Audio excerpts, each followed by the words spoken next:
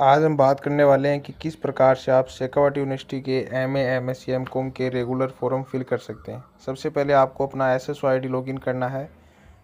उसके बाद SSO ID login होने के बाद आपको डिपार्टमेंट ऑफ कॉलेज एजुकेशन वाले आइकन पर क्लिक करना है।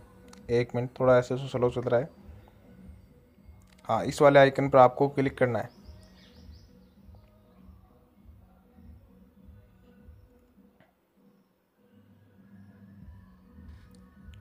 यहाँ पर आपको पीजी के लिए आवेदन करें इस वाले ऑप्शन पर क्लिक करना है। फिर आपको अपने कोर्स का चयन करना है कि आप एमए, एमएससी, एमकॉम किस विषय में करना चाहते हैं।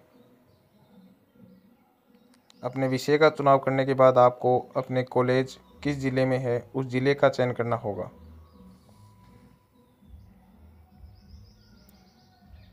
कॉलेज का चयन करने के बाद आपको नीचे सबमिट वाले ऑप्शन पर क्लिक करना है। जितनी भी आपको कॉलेज दिखाई दे रहे हैं, आप जिस भी कॉलेज में आवेदन करना चाहते हैं उस कॉलेज का चुनाव करें। फिर आपको यहाँ पे अपने जन आधार कार्ड के नंबर दर्ज करने हैं। नंबर दर्ज करने के बाद आपको उस व्यक्ति का चुनाव करना है जिसके नाम से आवेदन कर रहे हैं।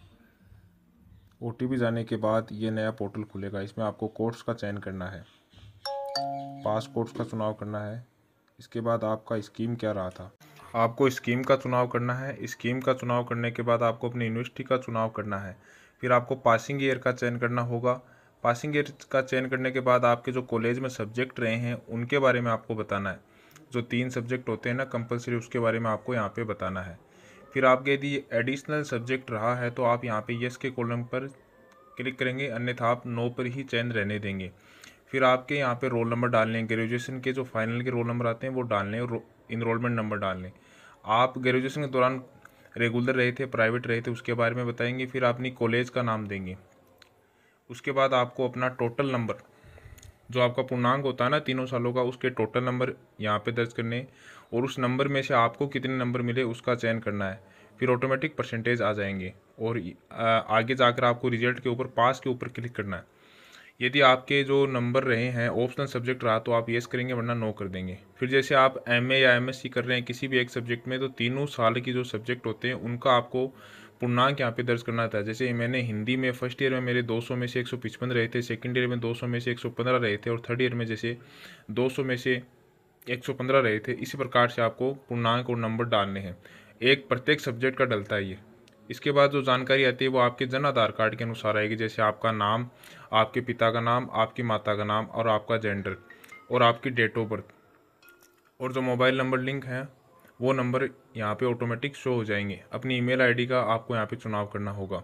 आधार कार्ड की इनरोलमेंट नंबर यदि पता है तो डाल दीजिए, वरना आप आधार कार्ड के नंबर डाल दें। फिर अपनी कैटेगरी का चुनाव करेंगे। जैसे आप ओबीसी हैं, एससी हैं, एसटी। फिर आपका जाति प्रमाण पत्र कब इशू हुआ था इसके बारे में आप थोड़ा यहाँ पे डेट डालेंगे। फिर अपनी जाति का चयन करेंगे। जैसे अदर के ऑप्शन पर आपको चुनाव करना है यदि आपकी जाति इन ऑप्शन में से नहीं है। फिर आपकी जाति का आपको यहाँ पे नाम लिखना है। जैसे आप जाट हैं, कुमावत हैं, यादव है, उस प्रकार से। फिर जो आगे वाले कॉलम है जिसमें येस और नो का आपको चुनाव करना है। यदि आप दिव्यांग है तो येस करेंगे, वरना नहीं है तो नो करेंगे। यदि आप सर्विस पर्सन है तो आप येस करेंगे, वरना आप नो करेंगे। ये ऑप्शन का चुनाव आप अपने अकॉर्डिंग कर सकते हैं। या आप कश्मीरी हैं तो आप येस करेंगे, वरना आप नो करेंगे।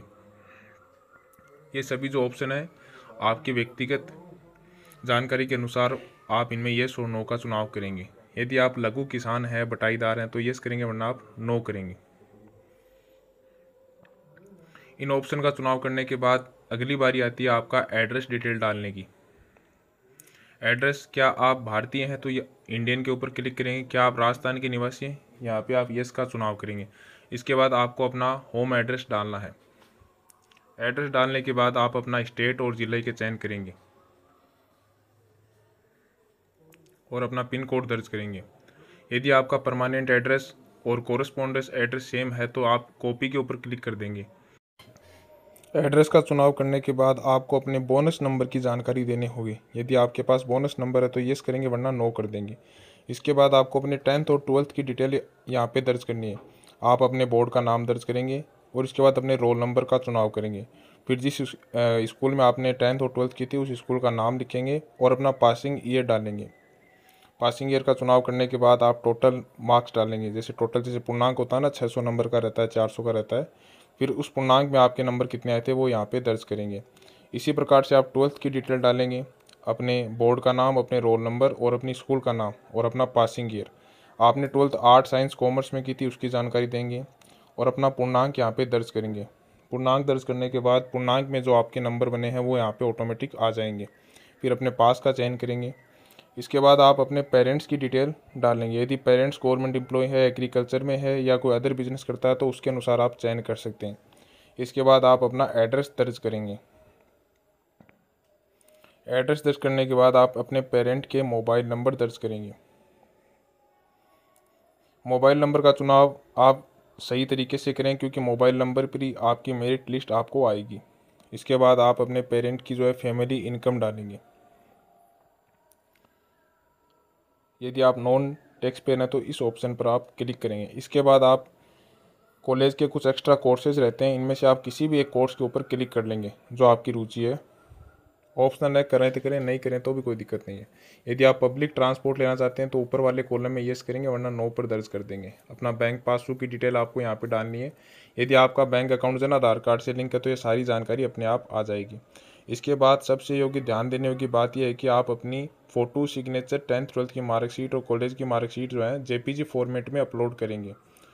पीडीएफ फॉर्मेट में ही होनी नहीं चाहिए। आपकी फ़ोटो जो है 100 से 150 केबी में रहेगी और सिग्नेचर 50 से 100 केबी के बीच में रहेंगे। इसके अलावा आपकी कॉलेज की first year, second year, third year और अपना जाति प्रमाण पत्र 250 केबी से 500 केबी के बीच में रहेगा। यहाँ पे आपको सबमिट के वाले बटन पर क्लिक करना है सारे ऑप्शन भरने के बाद। जैसे आप सबमिट करेंगे आपका पेज पेमेंट की ओर रिडायरेक्ट होगा।